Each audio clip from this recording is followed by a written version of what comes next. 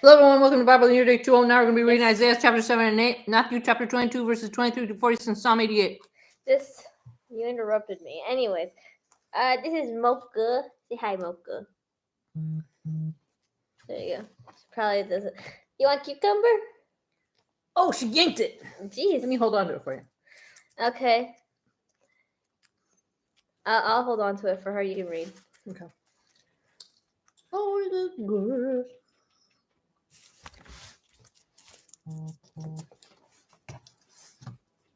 Okay, let's see. Isaiah 7. Where is Isaiah? Don't know it. 7 and 8. Okay. I'll hold the phone. Oh, Isaiah. Okay, let me clean my. Capítulo 7. Isaiah 7. Isaiah sent. Oops, I'm pushing buttons. Isaiah sent to King Ahaz. Now it came to pass in the days of Ahaz, the son of Jotham, the son of Uzziah, king of Judah, that Rezin, king of Syria, and Pekah, the son of Remaliah, king of Israel, went up to Jerusalem to make war against it, but could not prevail against it. And it was told to the house of David, saying, Syria's forces are deployed in Ephraim. So his heart and the heart of his people were moved as the trees of the woods are moved with the wind. Then the Lord said to Isaiah, Go out now to meet Ahaz, you and Jashub, your son, at the end of the aqueduct from the upper pool, on the highway to the fuller's field. And say to him, Take heed and be quiet. Do not fear or be faint-hearted, for these two stubs of smoking firebrands, for the fierce anger of Rezin and Syria and the son of Remaliah, because Syria, Ephraim, and the son of Remaliah have plotted evil against you, saying, Let us go up against Judah and trouble it, and let us make a gap in its wall for ourselves, and set a king over them, the son of Tabal. Thus says the Lord God, It shall not stand, nor shall it come to pass, for the head of Syria is Damascus, and the head of Damascus is Rezin. Within 65 years, Ephraim will be broken, so that it will not be a people. The head of Ephraim is Samaria, and the head of Samaria is Remaliah's son. If you will not believe, surely you shall not be established. The Emmanuel prophecy. Moreover, the Lord spoke again to Ahaz, saying, Ask a sign for yourself from the Lord your God. Ask it either in the depth or in the height above. But Ahaz said, I will not ask, nor will I test the Lord. Then he said, Hear now, O house of David. Is it a small thing for you to weary men, but will you weary my God also? Therefore the Lord himself will give you a sign. Behold, the virgin shall conceive and bear a son, and shall call his name Emmanuel. This Emmanuel? See, the virgin will conceive a son and call him Emmanuel. That was Jesus. This is the Old Testament. See, they were talking about it even before it happened. Crazy, right? Curds and honey he shall eat, that he may know to refuse the evil and choose the good. For before the child shall know to refuse the evil and choose the good, and the hand that you dread will be forsaken by both her kings. The Lord will bring the king of Assyria upon you and your people and your father's house, days that have not come since the day that Ephraim departed from Judah. And it shall come to pass in that day that the Lord will whistle for the fly that is in the farthest part of the rivers of Egypt, and for the bee that is in the land of Assyria. They will come, and all of them will rest in the desolate valleys and in the clefts of the rock, and on all thorns and in all pastures. In the same day the Lord will shave with a hired razor with those from beyond the river, with the king of Assyria, the head and the hair of the legs, and will also remove the beard. It shall be in that day that a man will keep alive a young cow and 2 sheep. So it shall be, from the abundance of milk they give, that he will eat curds, for curds and honey everyone will eat who is left in the land. It shall happen in that day that wherever there could be 1,000 vines worth 1,000 shekels of silver, it will be for briars and thorns with arrows and bows. Men will come there, because all the land will become briars and thorns, and to all hill and to any hill which could be dug with the hoe. You will not go there for fear of briars and thorns, but it will become a range for oxen and a place for sheep to roam. Chapter 8 of Isaiah. Assyria will invade the land.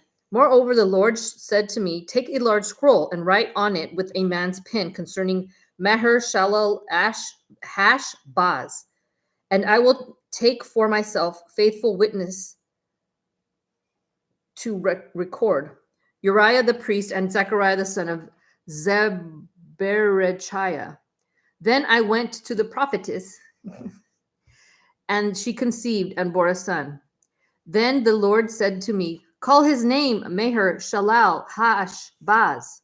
For before the child shall have knowledge to cry, my father and my mother, the riches of Damascus and the spoil of Samaria will be taken away before the king of Assyria. The Lord also spoke to me again, saying, inasmuch as these people refuse the waters of Shiloah that flow softly and rejoice in Rezin and in Remaliah's son, now behold, the Lord brings up over them the waters of the river, strong and mighty, the king of Assyria and all his glory. He will go up over all his channels and go over all his banks. He will pass through Judah and will overflow and pass over. He will reach up to the neck, and the stretching out of his wings will fill the breadth of your land, O Emmanuel. Be shattered, O you peoples, and be broken in pieces. Give ear, all you from far countries. Gird yourselves, but be broken in pieces. Gird yourselves, but be broken in pieces. Take counsel together, but it will come to nothing. Speak the word, but it will not stand, for God is with us. Fear God, heed his word. For the Lord spoke thus to me with a strong hand and instructed me that I should not walk in the way of this people, saying, do not say a conspiracy concerning all that this people call a conspiracy, nor be afraid of their threats, nor be troubled. The Lord of hosts, him you shall hallow. Let him be your fear, and let him be your dread. He will be a sanctuary, but a stone of stumbling, and a rock of offense, to both the houses of Israel as a trap and a snare, to the inhabitants of Jerusalem. And many among them shall stumble. They shall fall and be broken, be snared and taken. Bind up the testimony, seal the law among my disciples, and I will wait on the Lord, who hides his face from the house of Jacob, and I will hope in him. Here am I and the children whom the Lord has given me. We are the signs and wonders in Israel, from the Lord of hosts who dwells in Mount Zion. And when they say to you, seek those who are mediums and wizards, who whisper and mutter, should not a people seek their God?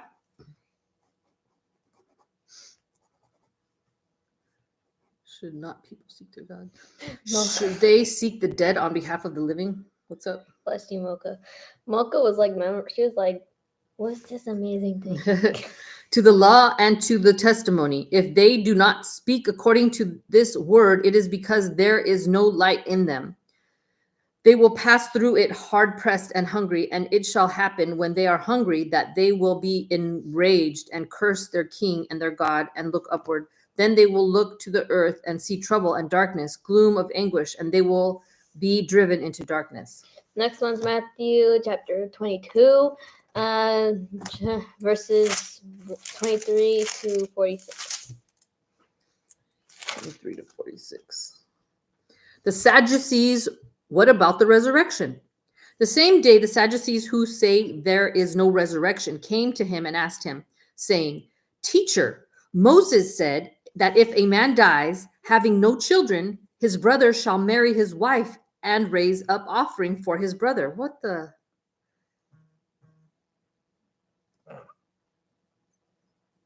So if you're married to a guy and he dies, you're supposed to marry his brother. Really? Okay, that's messed up. Now there were with us 7 brothers. The first died after he had married, and having no offspring, left his wife to his brother. Likewise, the second also, and third, even to the 7th. Oh my gosh. Imagine you marry a guy who has 7 brothers. Your husband, who you married, dies, so you marry the brother. And that brother dies, you marry the other brother. That brother dies, you marry the other brother. That brother dies, you marry all 7 brothers. They're all dying. Be like, I think you're bad luck for these guys. Last of all, the woman died also. Therefore, in the resurrection, whose wife of the 7 will she be? Well, in heaven, you're not going to be anybody's wife. You'll be by, you're having a party with everybody. You're not going to be married to nobody. Why are they asking that? Dumb. Jesus answered and said to them, "You are mistaken, not knowing the scriptures nor the power of God. For in the resurrection they neither marry nor are given in marriage, but are like angels of God in heaven. But concerning the resurrection of the dead, have you not read what was spoken to you by God, saying, I am the God of Abraham, the God of Isaac, and the God of Jacob? God is not the God of the dead, but of the living." Oh, that's good. And when the multitudes heard this, they were astonished at his teaching. The scribes, which is the first commandment of all? But when the Pharisees heard that he had silenced the Sadducees, they gathered together. Then one of them, a lawyer, asked him a question, testing him and saying, "Teacher, which is the great commandment in the law?" Jesus said to him, "You shall love the Lord your God with all your heart, with all your soul, and with all your mind. This is the first and great commandment, and the second is like it. You shall love your neighbor as yourself. On these 2 commandments hang all the law and the prophets." Jesus, how can David call his descendants Lord? While the Pharisees were gathered together, Jesus asked them, saying, "What do you think about the Christ? Whose son is he?" They said to him, "The son of David." He said to them, "How then does David in the Spirit call him Lord, saying, 'The Lord said to my Lord, sit at my right hand till I make your enemies your footstool'? If David then calls him Lord, how is he his son?" And no one was able to answer him a word, nor from that day on did anyone dare question him anymore. Said, "Oh, I forget it. This guy has an answer for everything. I am give up. He's too smart for me." I think I heard her farting. Oh, come on. I don't know. I think I did. Okay, Psalm 88. Psalm 88. Oh, no, I didn't. A prayer for help in despondency, a song, a psalm of the sons of Korah to the chief musician set to Mahalalath Leanoth, a contemplation of Heman the Ezrahite. O Lord, God of my salvation, I have cried out day and night before you. Let my prayer come before you. Incline your ear to my cry. For my soul is full of troubles, and my life draws near to the grave. I am counted with those who go down to the pit. I am like a man who has no strength, adrift among the dead, like the slain who lie in the grave, whom you remember no more, and who are cut off from your hand. You have laid me in the lowest pit, in darkness, in the depths. Your wrath lies heavy upon me, and you have afflicted me with all your waves. You have put away my acquaintances far from me. You have made me an abomination to them. I am shut up, and I cannot get out. My eye wastes away because of affliction. Lord, I have called daily upon you. I have stretched out my hands to you. Will you work wonders for the dead? Shall the dead arise and praise you? Salah. Shall your loving kindness be declared in the grave, or your faithfulness in the place of destruction? Shall your wonders be known in the dark, and your righteousness in the land of forgetfulness? But to you I have cried out, O Lord, and in the morning my prayer comes before you. Lord, why do you cast off my soul? Why do you hide your face from me? I have been afflicted and ready to die from my youth. I suffer your terrors. I am distraught. Your fierce wrath has gone over me. Your terrors have cut me off. They came around me all day long like water. They engulfed me altogether.